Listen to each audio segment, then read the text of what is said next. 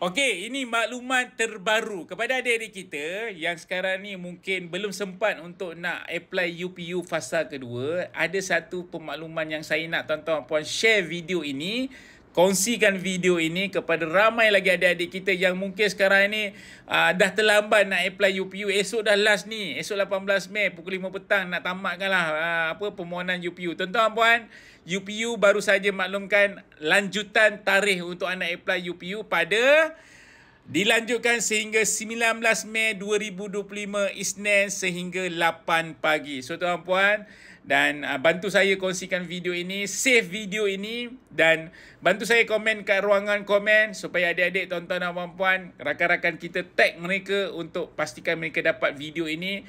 Pemakluman baru daripada UPU, permohonan UPU online fasa kedua bagi kemasukan ke IPT dan MARA Bahagian Pendidikan Tinggi MARA BPT sesi akademik 2025-2026 dilanjutkan sehingga 19 Mei 2025 sehingga 8 pagi. So pastikan tuan-puan, kepada kawan-kawan kita, saya pun dapat makluman ada juga yang baru mesej saya kata UPU last bila?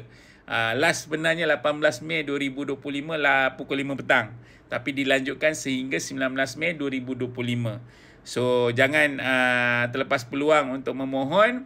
Dan kepada adik-adik kita yang baru nak beli nak beli nombor PIN, pastikan anda beli nombor PIN esok dekat mesin ATM.